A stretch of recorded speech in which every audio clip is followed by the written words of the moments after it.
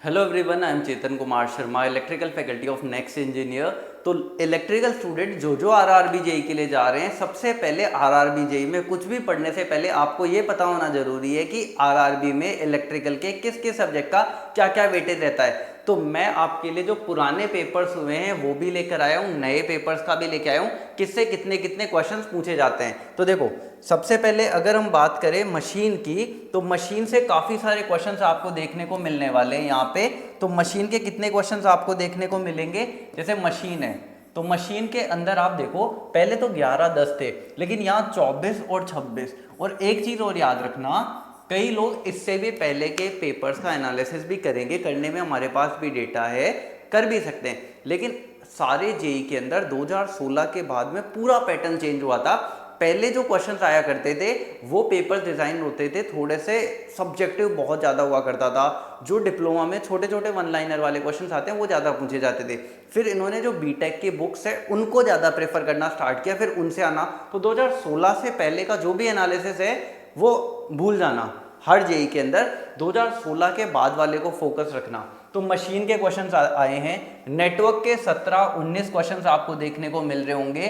फिर power system के 11 सवाल। कई लोग बोलेंगे सर नेटवर्क के तो ज्यादा सवाल आते हैं ना, तो नेटवर्क के भी पावर सिस्टम के भी देखो। नेटवर्क के अंदर एक चीज आती है, नेटवर्क में कई लोग मैग्नेटिक सर्किट को कंबाइन कर देते हैं। मैग्नेटिक सर्किट में क्या क्या आता है, मैग्नेटिक सर्किट में मैग्नेटिक कपल्ड सर्किट तो आता ही है, साथ में कुछ इलेक्ट्रोमैग्नेटिक इंडक्शन चला जाता है, वो तो ठीक है, इसी के अंदर है। लेकिन जो दो सब्जेक्ट जो आपके बच के, एक तो ईएमटी हो गया, दूसरा आपका कौन सा बच गया, मटेरियल वाला। तो जो मटेरियल साइंस और ईएमटी वाला पोर्शन है वो आपका किसके साथ कंबाइंड किया जाता है, वो आपका नेटवर्क के अंदर मैग्नेटिक सर्किट के अंदर रहता है, जो इलेक्ट्रिकल मटेरियल। तो ये आपके मैग्नेटिक सर्किट वाले हैं, इसको मैं अलग पेन से लिख देता हूं।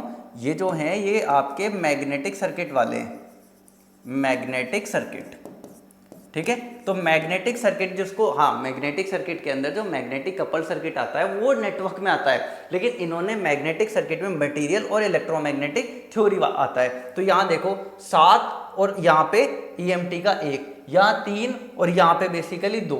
तो एक्चुअल में 8 या 5 नंबर एक्स्ट्रा और बढ़ जाते हैं, जो कई लोग नेटवर्क के अंदर ही मान के चलते हैं। मैं अलग अलग बता रहा हूँ। पावर सिस्टम का वेटेज हाई इसलिए आपको देखने को मिल जाता है क्योंकि यूटिलाइजेशन हो गया, एस्टिमेशन। यूटिलाइजेशन और एस्टिमेशन को एक बार ध्यान से देखना, ये और एस्टिमेशन किधर है, ये रहा।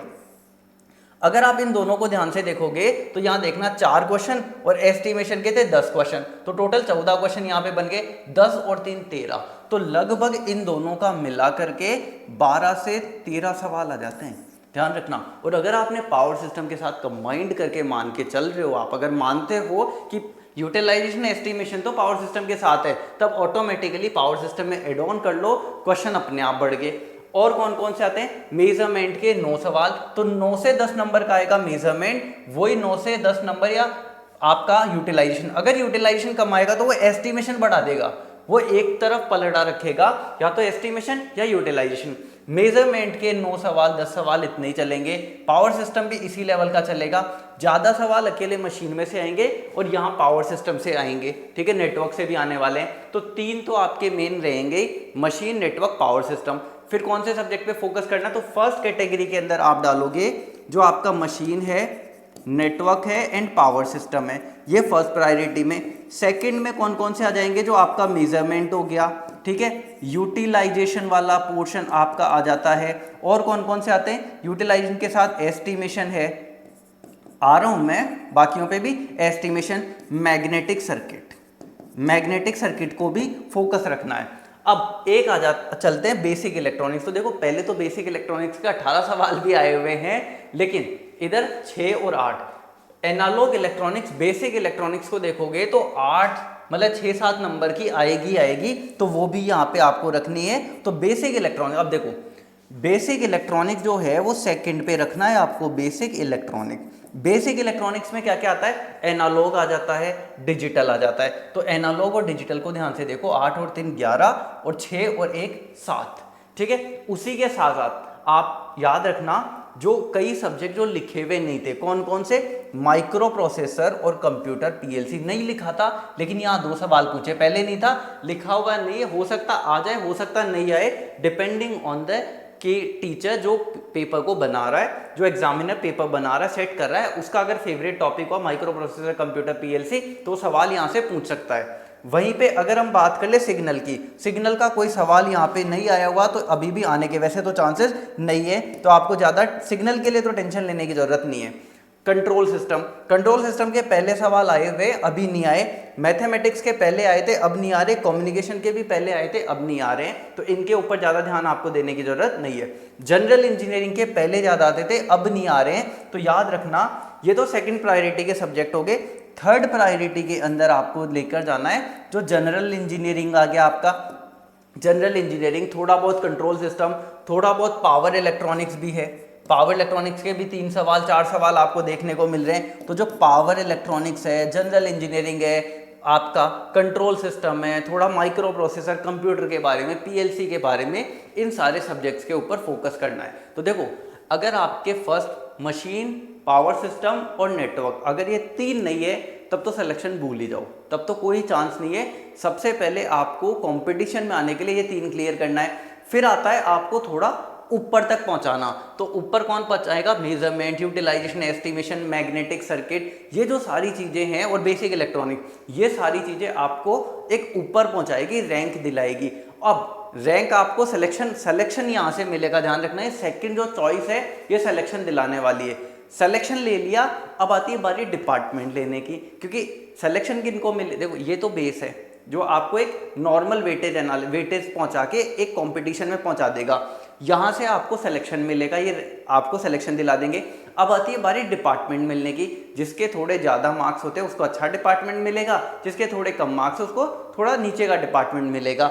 ये कौन पहुंचाएंगे, ये general engineering, power electronics, micro processor computer PLC वाले, ये जो वो सब्जेक्ट जो इन्होंने मेंशन नहीं कर रखे जनरल इंजीनियरिंग वाले जो आ रहे हैं, ये आपको फिर डिपार्टमेंट दिलाएंगे। अगर ये आते हैं तो आपको कहाँ पे जाना है, आप अपनी तैयारी को उसी बेसिस पे रखो, ठीक है। तो मैंने आपको इस वीडियो के अंदर पूरा डिटेल्ड प्लान बताया है, रिगार्डिंग एनालिसिस करिए हमने कि कितने मार्क्स के किस किस सब्जेक्ट से क्वेश्चन आते हैं, तो इसी को फॉलो अप करना। एवरेज के ऊपर मत जाओ, क्योंकि एवरेज सबका लेके तो हम बना देंगे, प्रोबेबिलिटी रूल भी लगा देंगे, तो इस एवरेज के ऊपर फोकस मत रखो, आप सिर्फ इस पुराने वेटेज के बेसिस पे ही चलो जो यहाँ पे ये मेंशन्ड है, ठीक है।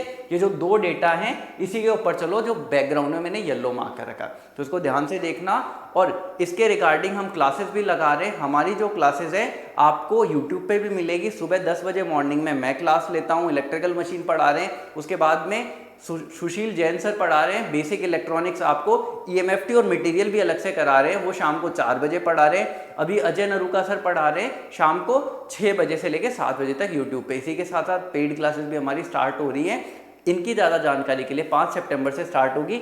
ज़्यादा जानकारी के लिए इस कॉन्टैक्ट नंबर पर कॉल लगाना है 9119119720, ठीक है। सो थैंक यू एवरीवन, फिर मिलेंगे हम आपसे नेक्स्ट वीडियो में। Thank you.